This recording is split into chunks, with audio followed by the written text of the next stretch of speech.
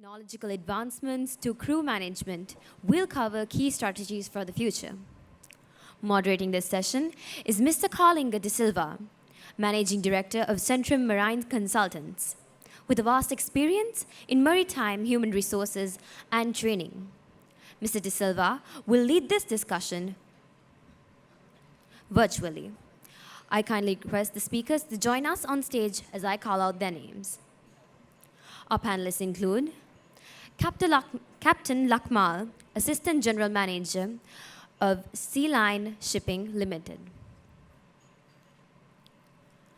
Captain Gamini Wilson, Director General Merchant Shipping Secretariat of Ministry of Ports and Shipping. Mr. Surinder De Abreu, Director CEO of Sri Lanka Shipping Company Limited. Captain Pravala Pereira, Secretary of Company of Master Mariners. Captain Upul Piris, Director Navigation of Merchant Shipping Secretariat. Please help me welcome them on stage.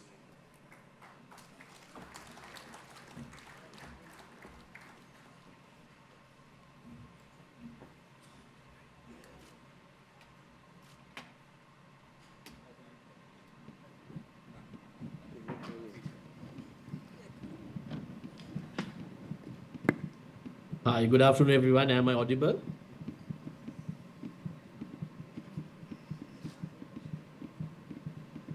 Hi. Yes, sir. Okay. So, good afternoon, Colombo. I'm extremely thankful for the opportunity of letting me join virtually. Unfortunately, I am stuck in another country, so I'm not able to be with you. But also, before we start our panel discussion, let me also thank Rohan Masakorala and the entire organizing team of CIMLC for putting this wonderful location together, and then also for giving us this opportunity to talk about the human element at sea, because most often this is an element that is forgotten in Sri Lanka. We always, when we talk about maritime, we tend to speak about the maritime infrastructure, the logistics and everything, but we forget to give a lot of importance about the human element, i.e. seafarers. But I'm really happy. So let me, without further ado, let me welcome Captain Upul Peris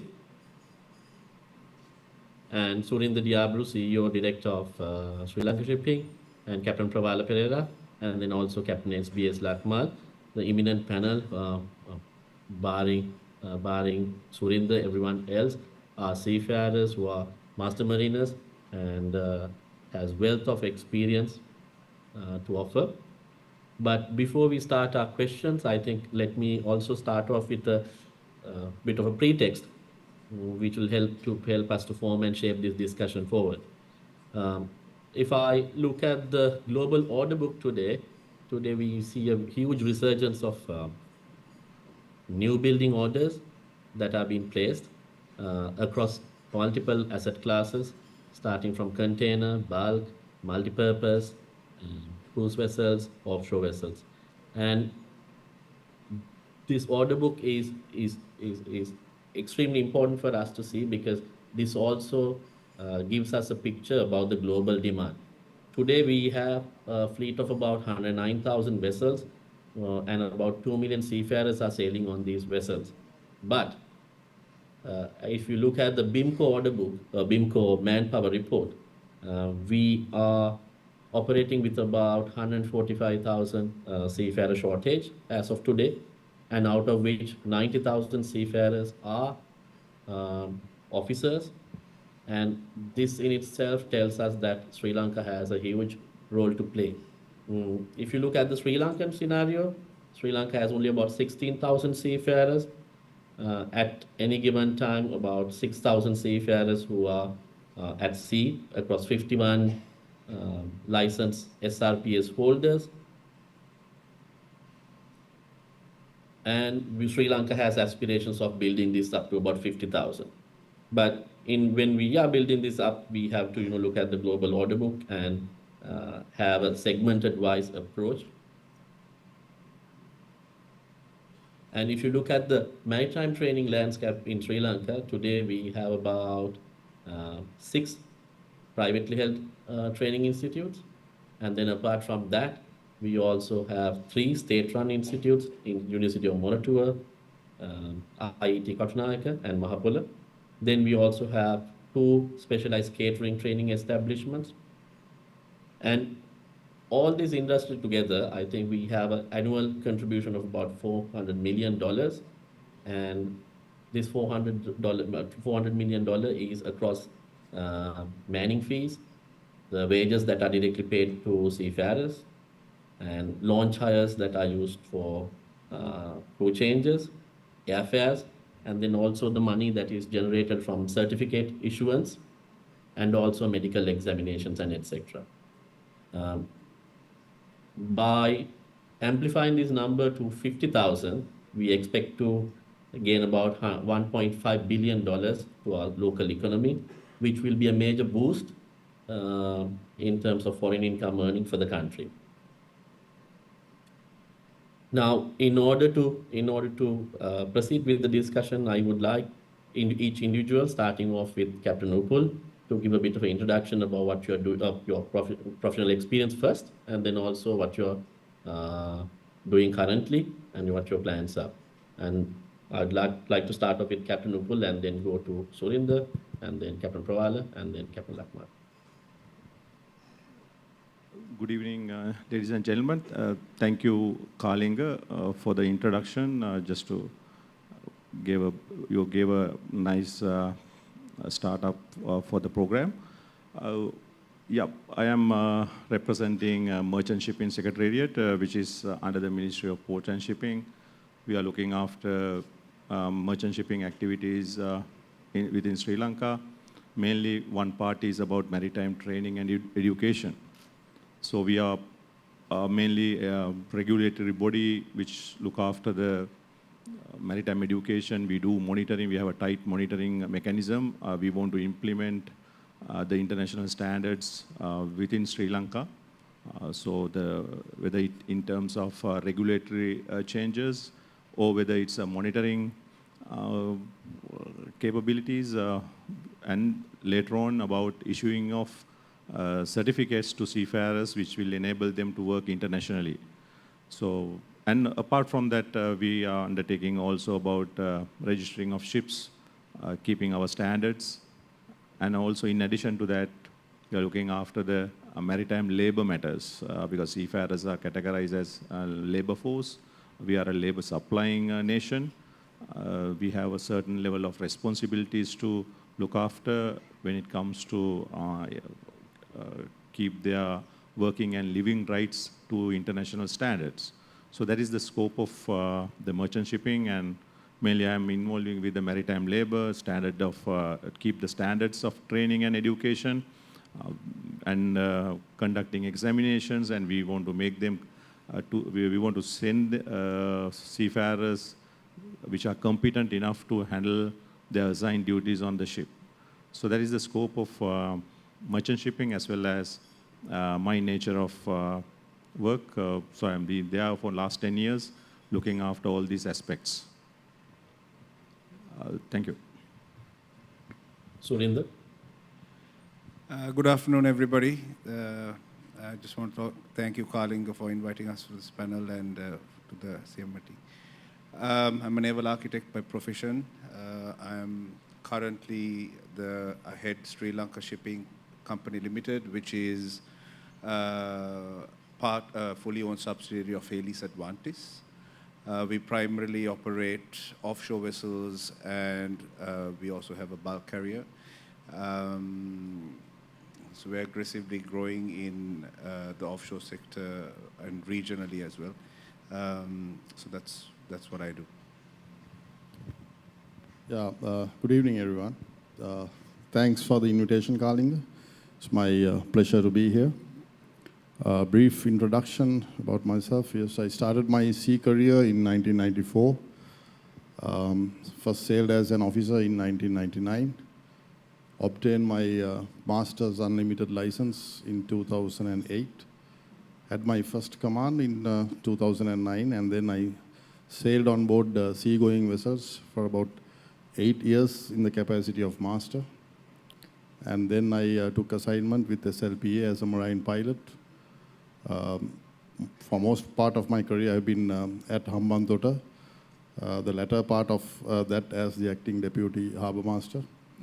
Right now, I am a marine pilot at Colombo and operating from there. Now, I am here in the capacity of the secretary of the company of Master Mariners.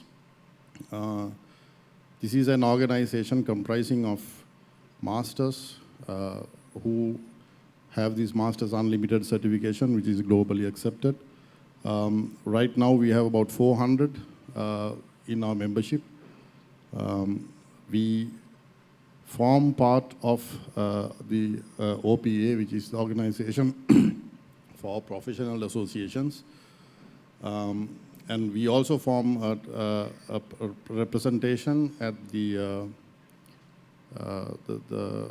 task force for maritime affairs headed by the Secretary of Ports and Shipping. So, thank you.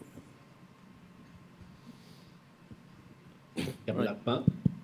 Hi, thanks Kalinga for inviting, first of all, and good evening, audience. So I'm Captain Lakmal, representing Sealand Shipping, and also I am the head of operation for Seaspan company, that is the world, one of the independent ship owner operator, and having a very big crew pool. Basically, we are into the manning, so we are recruit seafarers and place on board. So right now we have close to 1,100 crew pool in Sri Lanka.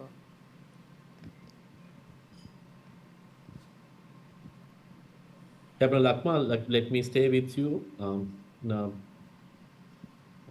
today, when we look at the marine HR industry, we have about 7 different direct ship owners and ship managers setting up shop in Sri Lanka, starting off with Seaspan, CMA, Peter Duller, PIL, Nord, Reader NSB, and then also Bernard Schulte.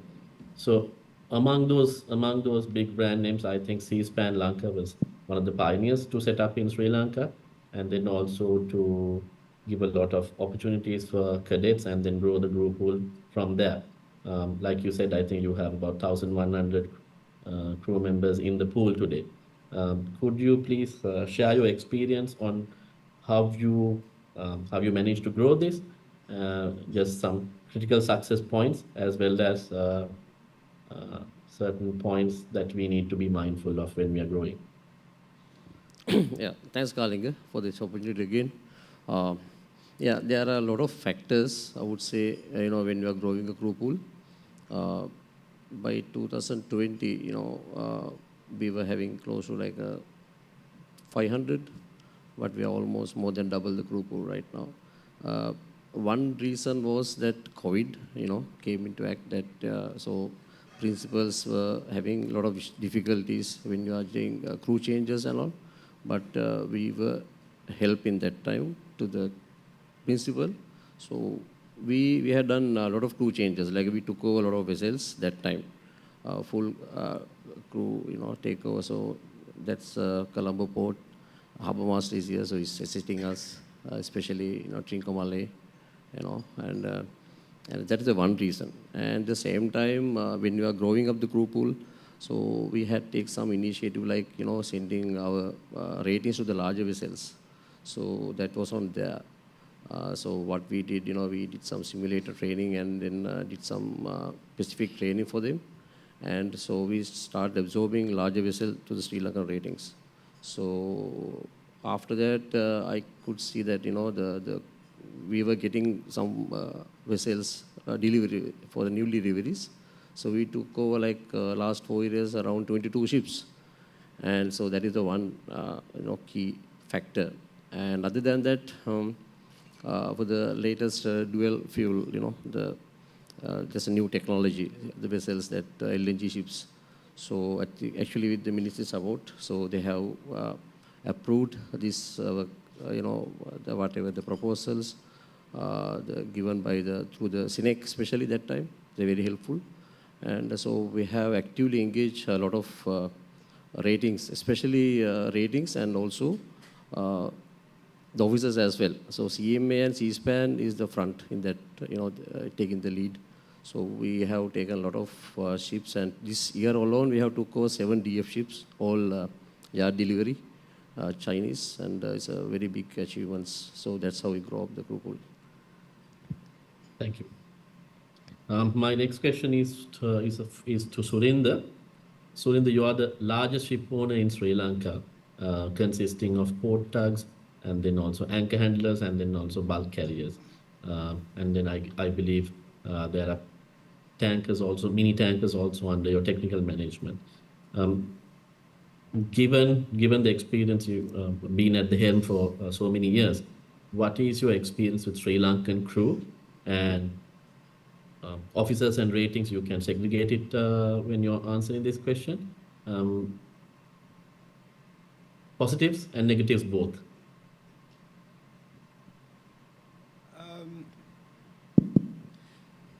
Yeah, so I mean, on the outset, I think it's a easy question in some sense to be able to say that Sri Lankan crew is fantastic. They're very dedicated. They work hard. They maintain our vessels very well. So I think in that aspect, it's an easy question. If I head towards what's difficult, is that we have most of our vessels are Sri Lankan flagged, and when it has the Sri Lankan flag, we have to have Sri Lankan crew, and there is somewhat of a shortage of crew of certain competencies, which we try hard to meet. And we are talking to my good friend Captain Upul Piris as well to resolve those matters. But to just simply answer the question, my experience of Sri Lankan seafarers, it's excellent. I don't have any issues. Surinder, you just mentioned that you have a shortage. Is that stemming from the fact that you manage and own operate a difficult class of assets, which are offshore tugs and handling tugs? That, and then also, would you like to see how it could improve, how the maritime education and training landscape could improve, producing more and more people for this particular segment? Because I think we all know this. If you look at the maritime education and training infrastructure today, even advertisement caters to a mainstream container vessel or a bulk carrier. But I don't think there is this segment-wise thinking that is ongoing at this point. Could you elaborate on that? Yeah, so before I go into the special side of things, what I'd like to just highlight is that in 2020, Sri Lanka took out an exemption that seafarers had about taxation, right? So all around the world, seafarers are exempt of tax, right? So basically what that does is that it makes it extremely difficult for Sri Lankan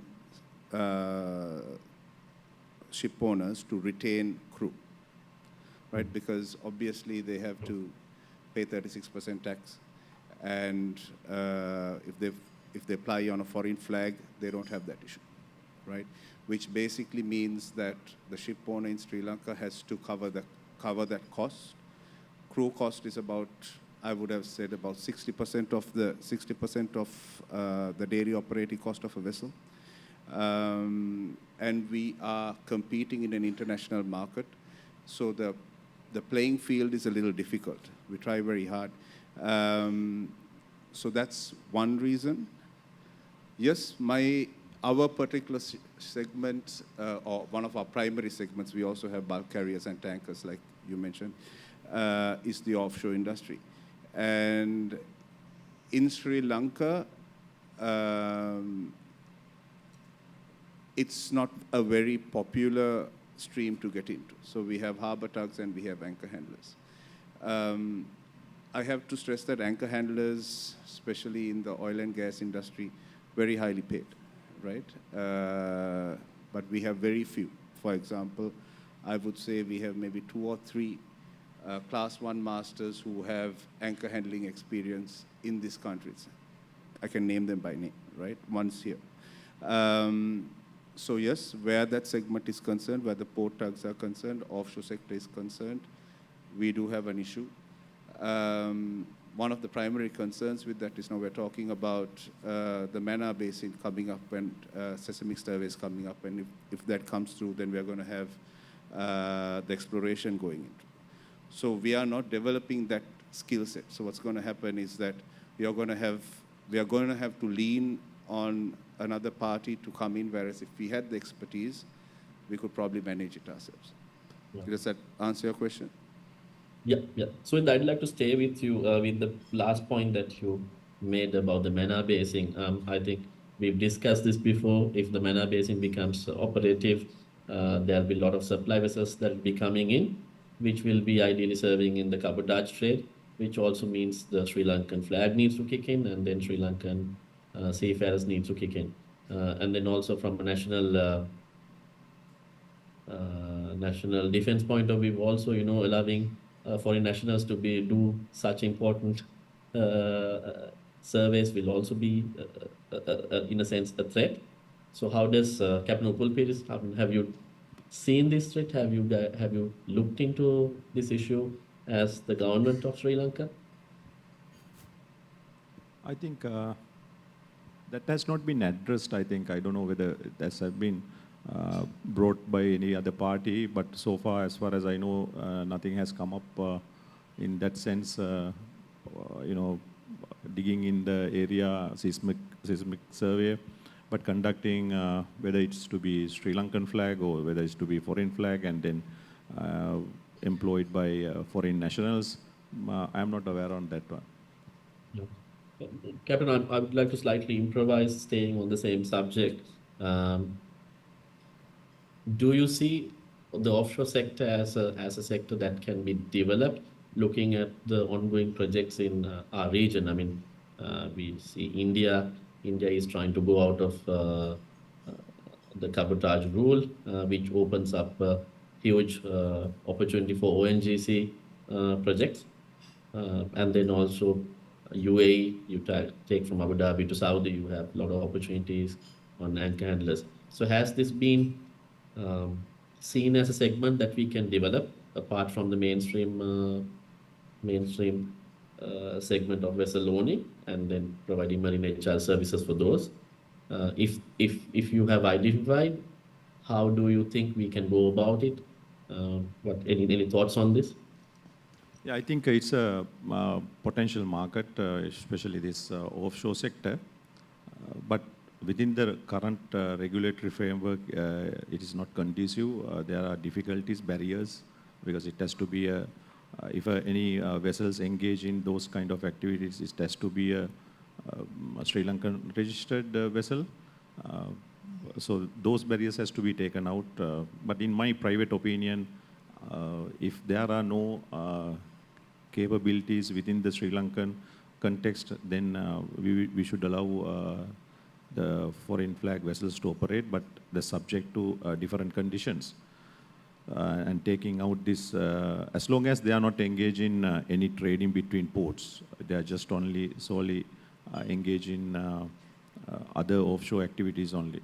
So subject to different conditions, we can give an exemption, but within the current context, there are no legal provisions for foreign vessels to enter into those services. Okay.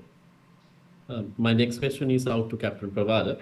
Captain, as a senior pilot of Sri Lanka Ports Authority, and then also giving up sailing not so long ago, you still have relevant experience of modern seafaring, and you sailed a lot with Sri Lankans as well. And then I guess with your current role as senior pilot, and then also your duties at Company of Master Mariners, you get to engage a lot with Sri Lankan seafarers and then especially the management level personnel. Any thoughts on the quality of these people, and how do you think that they should lead themselves going into the future, especially to an era of modern vessels and so on? Okay, Kalinga, before I answer you, let me recap on what you said earlier. You said there are about 1.8 million seafarers worldwide, about 100,000 ships. So if we take the number of active seafarers we have right now, is about 27,000 out of 9,000 whom are on board vessels. So if we look at the global context, we are a very small player. We say that there are vacancies coming up, global shortage. Various agencies are predicting there is a 90,000 officer shortage by next year. But we also have in Sri Lanka, this might be controversial, but we have about 5,000 seafarers who have obtained CDC but unable to get employed because they can't get that first contract. If we consider countries like Indonesia or Philippines, they have a robust coastal shipping trade where people can get there first. So when we talk about increasing the number of seafarers, first we will have to address this bottleneck where people follow courses, get their qualifications, but cannot find a ship to sail. But of course, we know once they get their first ship in, there will be a lot of opportunities for them. Also, our training institutions are robust. They can produce more seafarers if the case is there, because we have good quality training institutions in Sri Lanka. So the manning or the country as a whole, we have to look at how we can get that first opportunity to the seafarers. Apart from that, I can confirm what my colleague here said. We have a very skilled seafarer pool in Sri Lanka. Our officers and crew are sought after. They are renowned for their work ethic. But of course, not without our shortcomings as well. Sometimes we sell ourselves short in the international arena. Especially people, what I have seen on board is if you go into a ship with a Filipino crew, and you can say straight away, they will greet you, they will offer to carry your bag. I mean, not that it is required, but it is how they present themselves. And then everybody will be with a smile, with clean overalls. There is a certain sense of order you can see. So sometimes that is what we lack as Sri Lankans. So this is what we have to improve. We have to nurture them to understand the global implications of presenting them and sometimes availing themselves for various opportunities. Apart from that, we have sometimes an issue with language skills. I mean, Captain Lakmal might be able to brief you on that more, and you yourself will be aware of this. So apart from that, there are some certain skills that we need to develop. But as long as hard skills are concerned, we have a very good crewing pool in Sri Lanka that we can market on. Captain, I would like to stay with you on that point. I'd like to actually relay this to Captain Lakmal also once you have answered. Well, I've been looking at, for this purpose of the discussion, I've been digging up the statistics, and it's alarming. By 2026 December, we are expecting 6,500 new container vessels alone to join the global fleet. And half of them are expected to be dual fuel ready. Now, I know Captain Lakmal earlier said that some of their principal C-SPAN has taken some initiatives to order these ships, plus give exposure on such vessels for Sri Lankans. In your eyes, as an independent person, how do you see Sri Lankans' readiness for dual fuel ready vessels in time to come? Yes, I think it's not only Sri Lankan seafarers. If you take the global shipping, the maritime manning, the crewing is not yet ready for this. There are a lot of ships coming out with this 2050 decarbonization initiative. Lot of new fuels, methanol, LNG, biofuels, so on and so forth are being tried out. And these ships are fitted with sophisticated new equipment. They will have to be operated and maintained on board. I think apart from the few ships that are already equipped with these equipment and the crew that are already trained, the global crewing industry is not yet ready to embrace upon these new ships. Apart from that, it's not only decarbonization, the shipping is also moving towards digitalization as well. So a lot of machinery is being automated. AI is being introduced into the systems. Sometimes IoT also. So we will have to look, the training institutions, the regulatory bodies, and the crewing departments will have to look at training and equipping our seafarers with these new technologies. Captain Lakmal, you have a live experience. You have, I guess you are experiencing it further as we speak. Could you just explain what your experience was in getting some of our seafarers on board of these future fuel vessels? Yeah, Or thanks. future fuel ready vessels? Yeah. Yeah. Actually, Captain Pravala, as mentioned, some area, right? The thing is, when we are ready for this, this 2050 IMO decarbonization goals, so we are not that much ready, especially, the crew pool. So we're still finding a lot of issues, the crew to be prepared, especially mentally and the education level.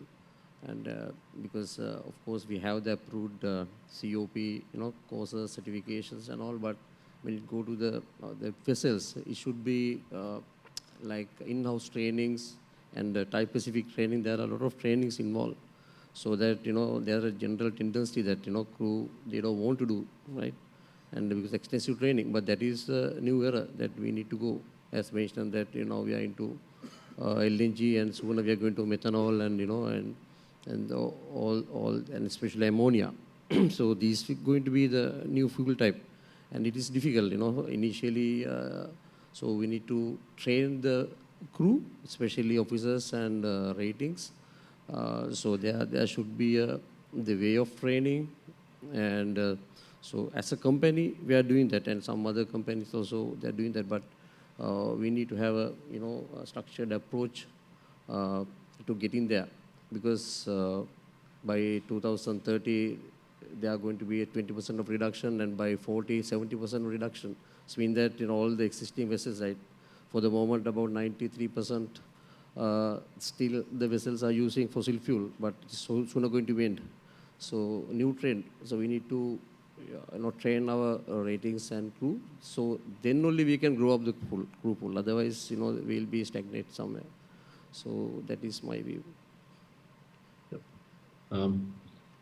May I ask this question from Captain Upul Peris?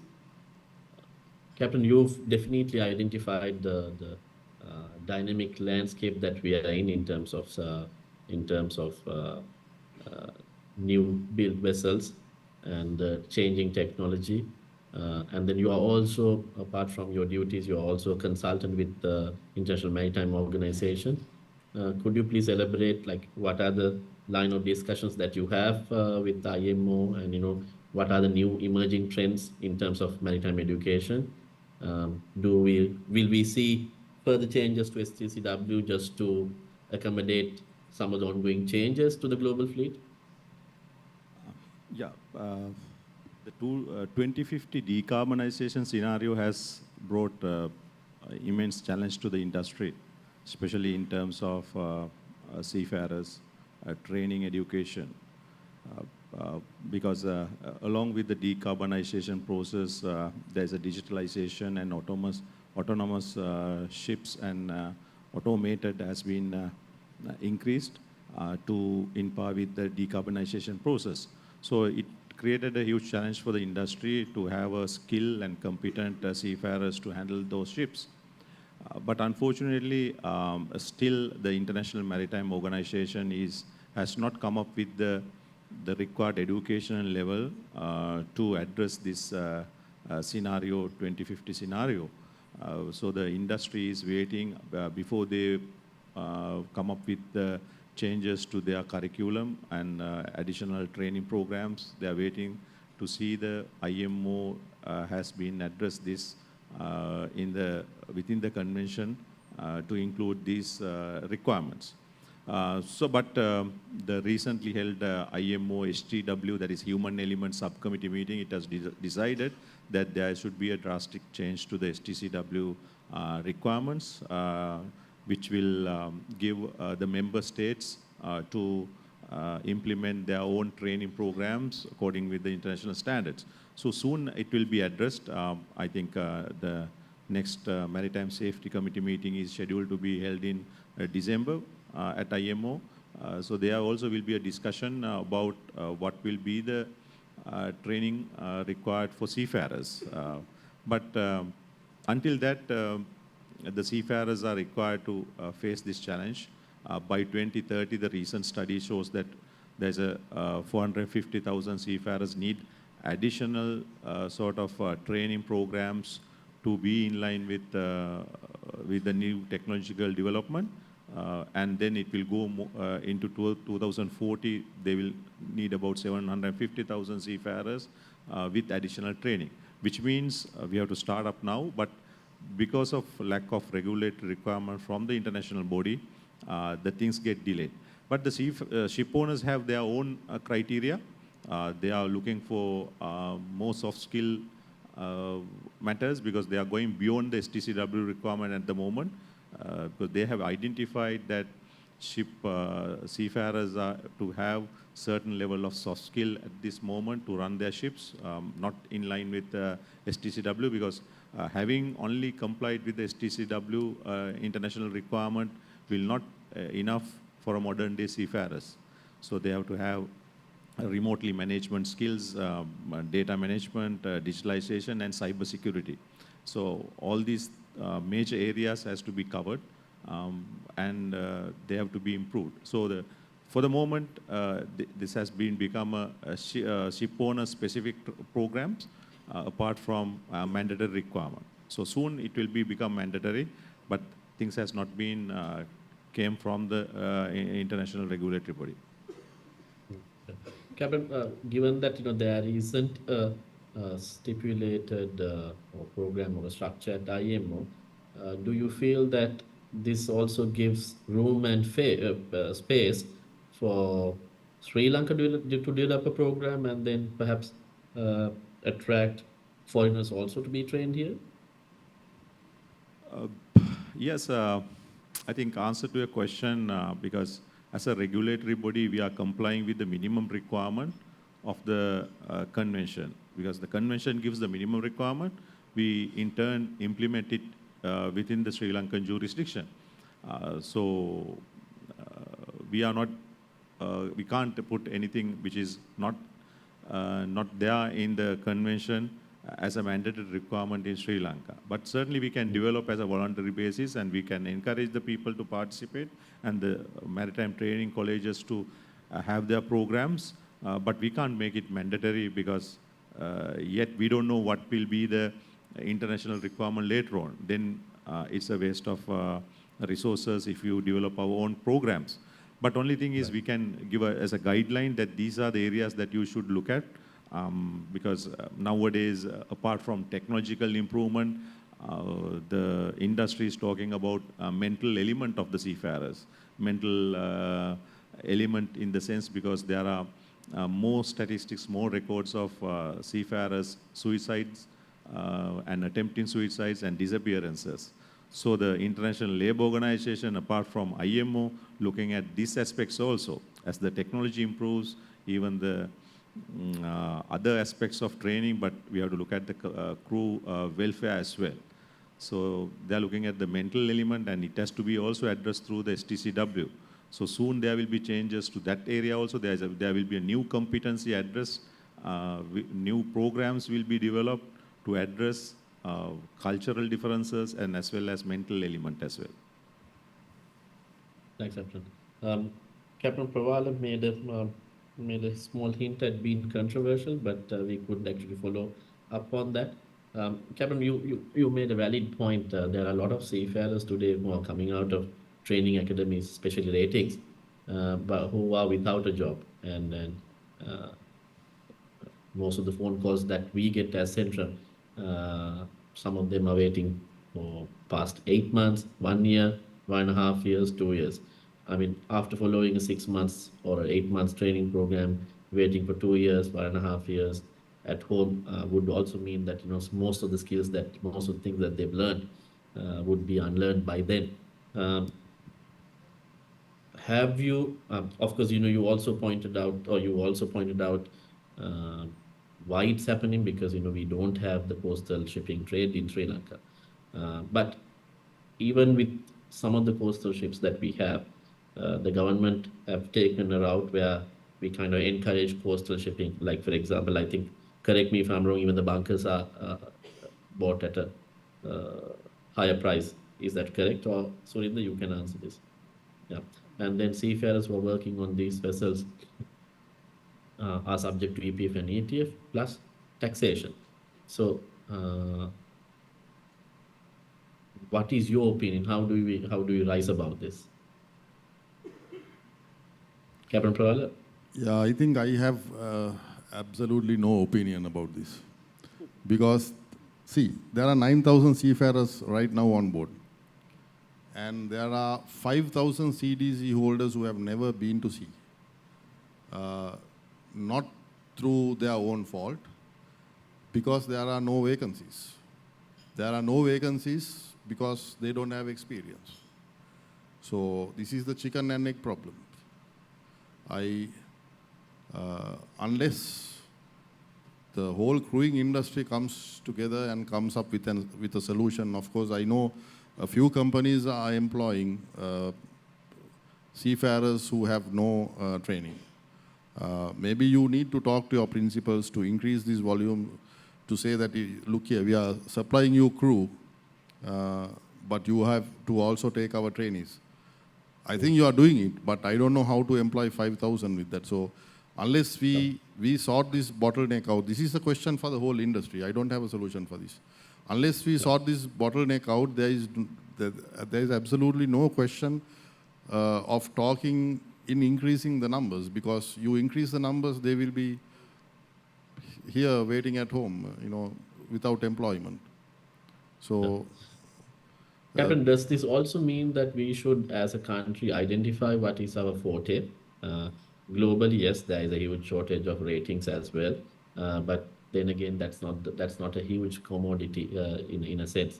Globally, if you speak with ship owners and ship managers, it's the Sri Lankan officers which are well sought after, along with some ranks such as fitters, bosuns, and ABs. I mean, it has to be at a particular level, then only they will, sort of come and express their interest. So, in view of that, can we look at a segment-wise training rather than doing training, training for a wide variety of people and enticing numbers? Should we focus on quality and a lesser number with job guarantees at a rating level, and then focus more on officer level? I think maybe that is one way to go about this. But also at the same time, some of our seafarers also have tarnished our name through desertion. there was a big issue with people jumping ship, especially in the United States, and a lot of companies completely removing our crew from their vessels. So I don't know. You will have to. It's at the outset these people have to be weeded out, and then there has to be mechanisms put in place to stop this from happening. We can take examples from countries like Philippines, where they have massive crew pools, but they are managing this. Apart from that, segment-wise training and training with confirmed berths, maybe.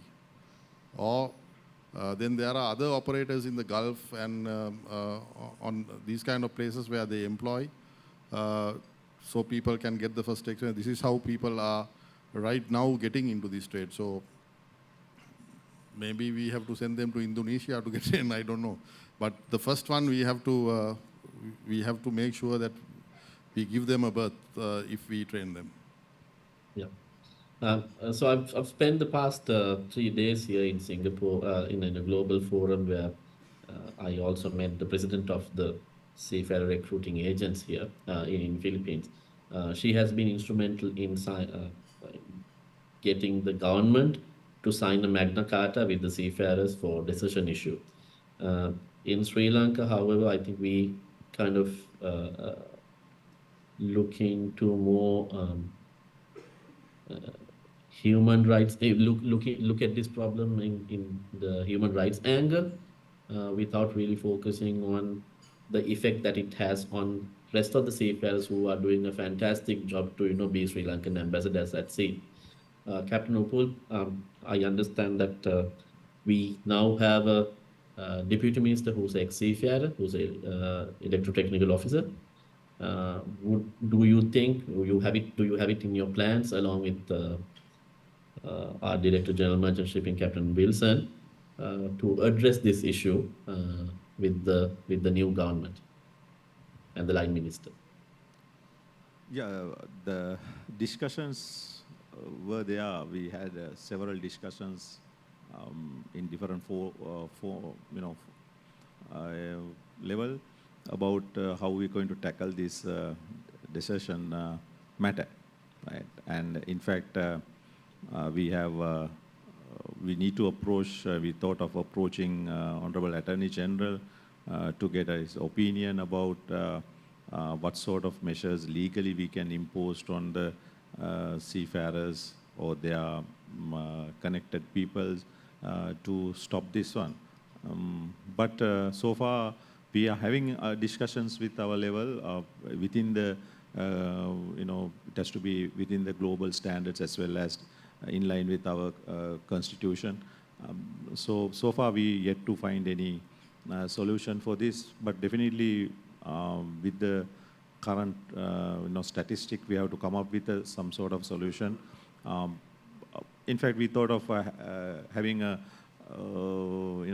make it mandatory for seafarer to remit 85% of their salary to a local account monthly basis. So we have looked at that aspect also, but we can't have it only for the seafarers. Then we have to have implemented that one also for all workers who are working as a foreign labor. So that also in the agenda, but definitely we will be having, we will continue the discussions further with the new government and new people at the policy level to come up with a strong solution for this.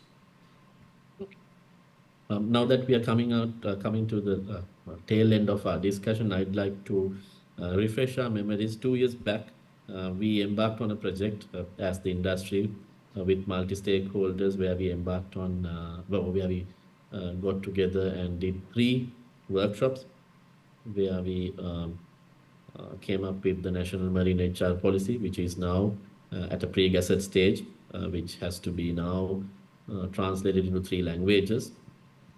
In that, I would like to use that as the basis for our next set of questions. We had looked at different segments. Sri Lanka has been growing on the dry bulk or dry cargo side, i.e. container vessels, bulk carriers and multipurpose vessels, and to a certain extent on ro-ro vessels. But our presence in the tanker segment, be it crude, be it oil and chemical or gas tankers, our presence on these fleets has been very minimal, almost next to nothing. I think if you take the entire country, we are talking about 600 seafarers out of a 16,000 or 19,000 crew pool. Then we have offshore vessel owners in Sri Lanka, but they are also struggling to find the right talent. Then, if you look at the global order book, separate to other vessels, the passenger vessels, we are expecting about 125 to be delivered by 2027, which in itself talks about a passenger vessel has about 1,000 seafarers, not only navigational and engineering, but also hoteliers.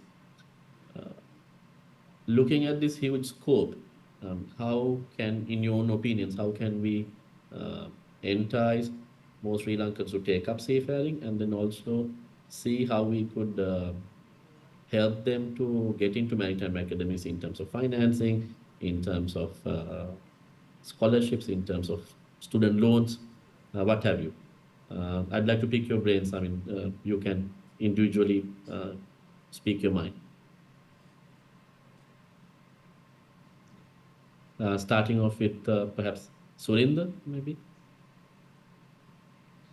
So I'm going to say something a little controversial, Kalinga. I don't believe that education or anything like that should be entirely free. So there has to be value to it, right? So definitely, I think ship owners, even we are considering helping out on sort of scholarships, but I still believe that the person needs to pay a little bit. With regards to what you touched on earlier about dual fuel vessels, right? So we have about, in June this year, we had about 6% of the global fleet, roughly, that is dual fuel ready, right? Out of that 6%, only 1% actually use the alternate fuel, even now. That is due to supply issues and also the fact that that fuel is expensive, right? The average age of a ship is about 20 years, right? So I would say that the real crux of coming into having the alternate fuels playing a part would be 2035, 2040, right? So which gives us a little bit of time, in my opinion, to actually start training our people, right, or globally. The next challenge is going to be with fuel, like, so which fuel are you going to go for, right? So there, a lot of people are talking about fuel flexible vessels, right? Because supply could be very different in different parts of the world. So you might have methanol here, but you may not have methanol in South America, for example. So how do you train that? So I think we all have to figure out, we have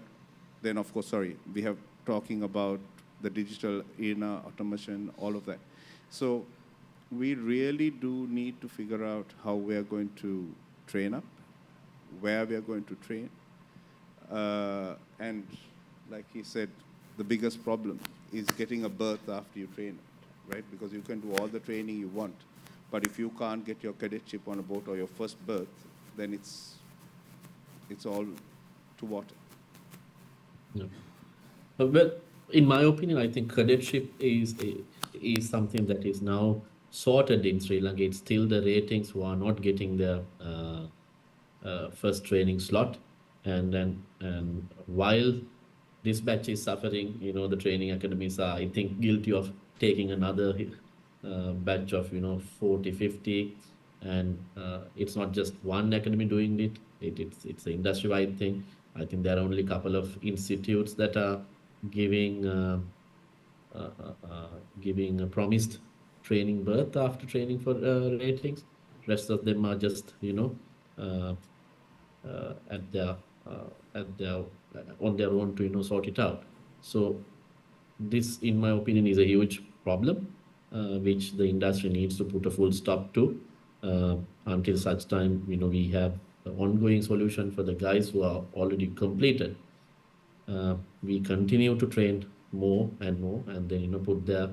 I mean, these are innocent people, right? Some of them are coming from the lowest level of the social strata, and perhaps it's the uncle who's spending on their education. It's the parents. It's the mother who's mortgaging her earrings and giving this money.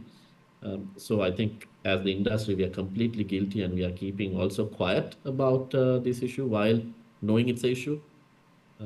What are your thoughts on this, Captain Pravala? I mean, there is not much that I can add to this question now, Kalinga, because at one hand, we need to increase our seafarers because you see there is a global demand. 90,000 shortage is a huge shortage. We have only 9,000 on board right now. So the potential is there. But we need to find a solution to get this first berth. Maybe we need to see how India is doing it. Maybe we need to have agreements with companies. Maybe the government has to get involved at some level.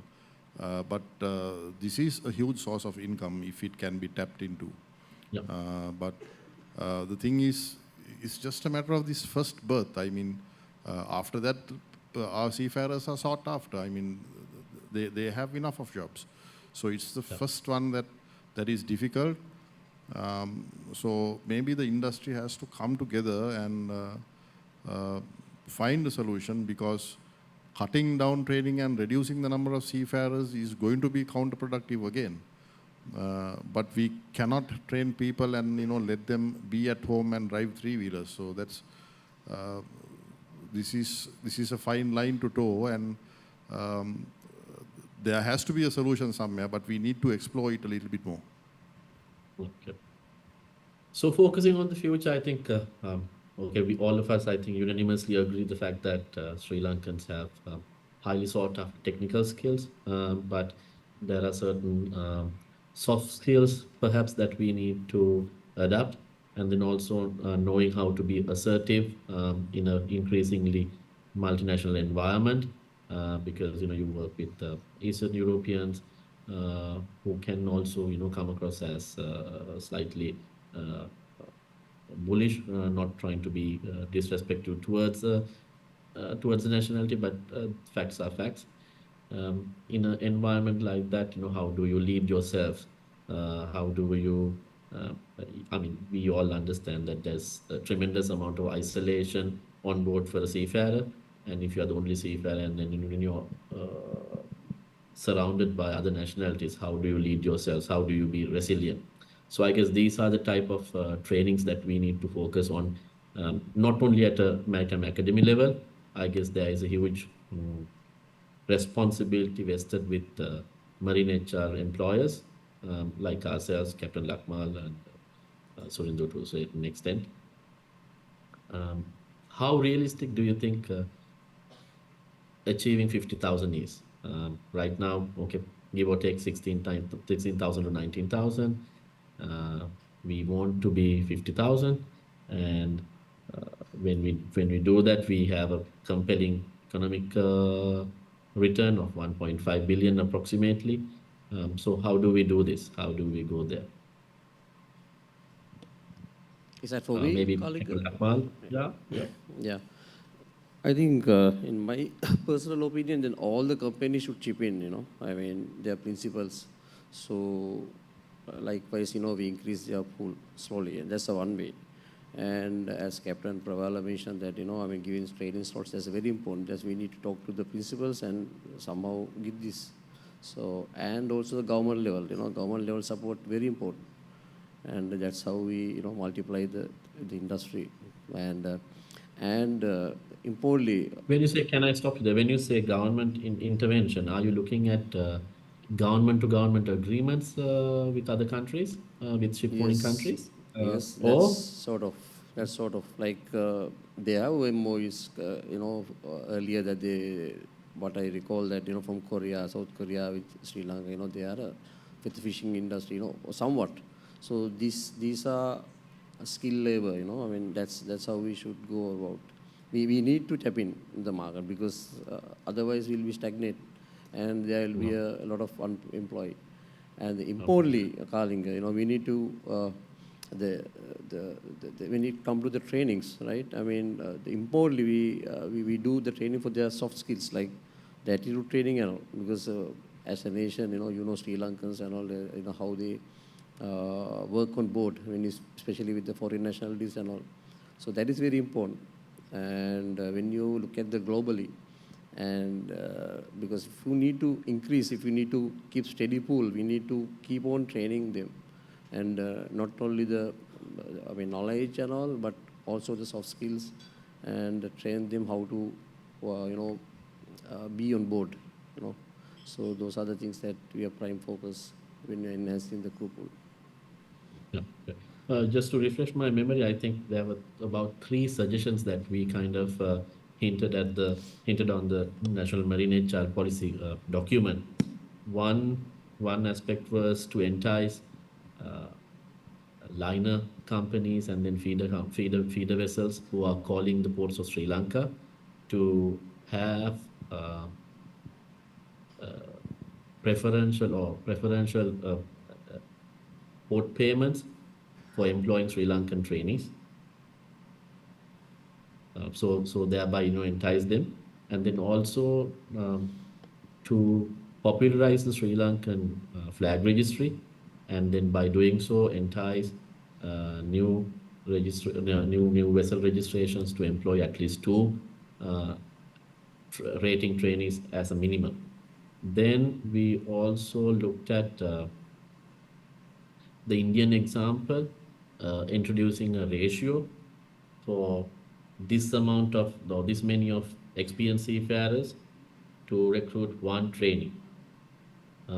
These were 3 suggestions that we brought about. Do you think these things are workable, and how committed would DGMS office would be to enact something like this? Do you think you are attacking the freedom of ship owners and principals by introducing such measures, or do you think we should be confident enough to break it down to the ship owners and managers?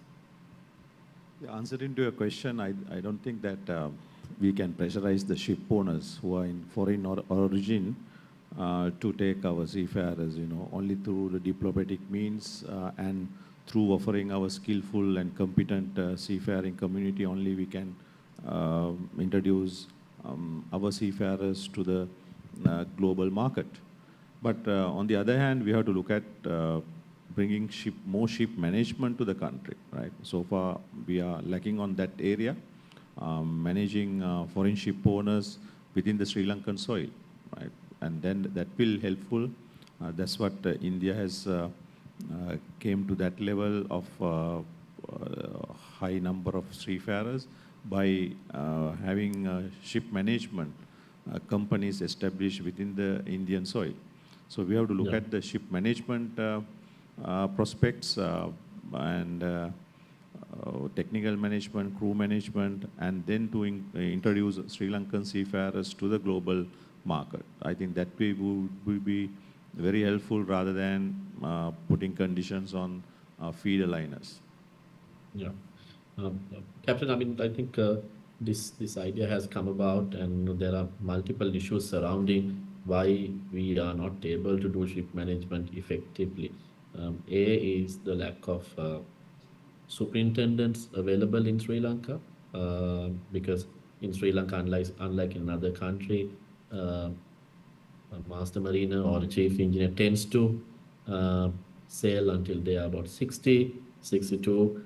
I think 3 of you are exceptional, because I think when you sail in Sri Lanka, when you continue to sail, your economic potential is much higher than what you could earn as a superintendent. That's one. Then on the other side, the banking sector, the transactions, banking sector hasn't really identified the dynamics of the shipping industry. Thus, it becomes a deterrent to operate from Sri Lanka as a hub. Then I think also the regulatory requirements of this. I don't think any ship manager wants to be wants to respect this 60-40 theory rule that we have in Sri Lanka, which is a protectionist measure, which I also subscribe to now as a joint venture partner to another company. So I think there are a few things that are surrounding. But having said that, still there are companies who are doing ship management in a small way. But by getting into it, you get to manage within a certain budget the crew complement, and then within that you can use your own autonomy to bring in trainees and cadets at your own will.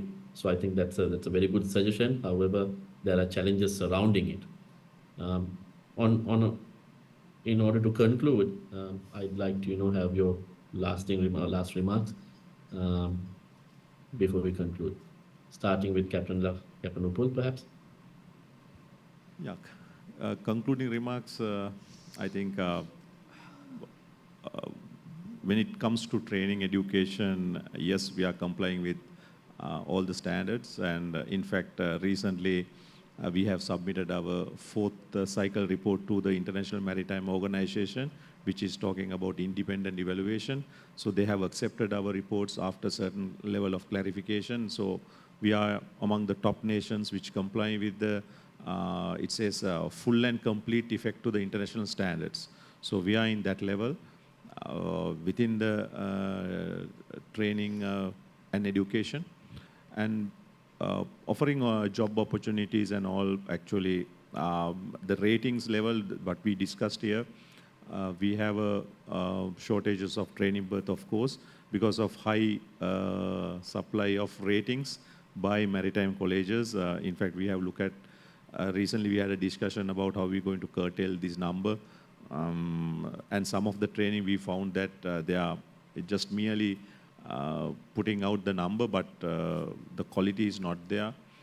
So we thought of increasing the entry criteria for this program to have to include at least 3 passes of GC oral examination, and to have additional English level English training programs to improve the quality. And also we have looked at that, and we inform these respective colleges to have their statistics and to make sure that they get a training berth, otherwise to cut down their number of programs per year to reduce the number.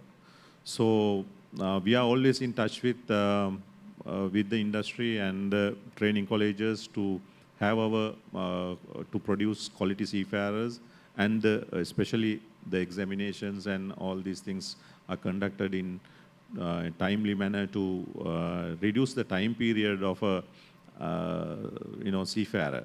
Mainly when there is a cadet, we have a criticism from the international community that our average age of a cadet is much higher than the cadets produced from other countries. And once they become a certified officer, average age is around 27 years for Sri Lanka, whereas other countries, they become 23, 24 years becoming officer. So it is attractive for the ship owners. So we are not competitive in the market for our officers. So that also look at the policy level to reduce their certain time period and to have their certification process so that they will become in much younger age. So we are looking at all these changes and to reduce some certain areas to in line with the international standards. Of course, we can't violate the international standards. So we are looking at all these aspects and to facilitate the industry. Thank you. Thanks. Kalinga, I think you hit the nail on the head a little while ago, right? If you take everything as a nutshell, it's ease of doing business, right? whether it is to ownership, manage it and operate it, or anything else. The regulatory frameworks that are there in the country need to properly reflect what is required. And hopefully we will be going in that direction. And I think as soon as these things are done, I think the people in this country can make it really so. So let's hope for that. Captain Pravala? Yeah, my concluding remarks. I'll let you in on a story. This happened some time back. I was a second mate, and I joined a ship where there were 3 Sri Lankan cadets. I would not name the institution. The officers were Eastern European, couple of Sri Lankan seafarers as well. Then different mix of nationalities. I go down to the officers' mess one evening to find that these 3 are wearing sarongs and having a chat on the side. Then I went to the other side to see the same was happening on the crew. I was the second mate, but then I put my foot down and asked them to dress up properly, because I said, look here, people are judging us. And maybe you have not been informed before, but this is not how to behave on a ship. That is the extreme. And we have we have progressed so much today. But I think our seafarers, we get from various different backgrounds. And when we put out a product, we send them into the international shipping market. And number of nationalities are there. So if reputation can be built over the years, but it's very easy to tarnish it. I think what the industry should be looking forward is to, in the future, to improve the social skills. Sometimes English-speaking skills. I mean, no one needs to be grammatically correct, but then perhaps because people are timid, they will not even talk in broken language. I have seen this. You can even communicate in broken English if you want to communicate, but the thing is, people don't want to make a mistake, and then they don't talk. And then people say Sri Lankans don't talk, especially in committee meetings, during drills, and so on and so forth. Apart from that, maybe some countries are already doing it, leadership training. So I think we have to, in the future, if we need to improve our seafarers, there is no question about our competency levels or hard skills, but we need to improve our soft skills. So this is what we should be looking at. Thank you. Captain Lakmal, I would like you to touch upon the female seafarer aspect as well in your answer. Yeah, thanks, Kalingas. Yeah, actually, I wanted to have a separate closer remark, since you had a female seafarer. Yes, many companies now, they are going to have equality policy where they want to induct a lot of female seafarers. I think you have taken initiative in Centrum as well. So we also wanted to take that initiative as so that's one area we are really looking to. Sri Lanka is very difficult, but still we are working on that positively. And to closely remark, yeah, the Sri Lankan seafarers are one of the best. When we are sailing, we categorize as one of the best, and we are so proud of it. And we just wanted to keep continue. So as a stakeholder, everybody, policymakers, institutes, and owners, manning agency, everybody should, put their shoulders and, help each other, that's how we rise the numbers. Thanks, Kaling. Thank you, Captain. I think we have run over and above the time that we were allocated. So I think let's wrap it up now. I'd like to say a big thank you to the patience that was shown by Rohan Masakorala and the organizing committee. I'm extremely sorry that I was not able to be there in person. However, I think we are in shipping, we find solutions. That's exactly what we have done today. So thank you everyone for making this possible.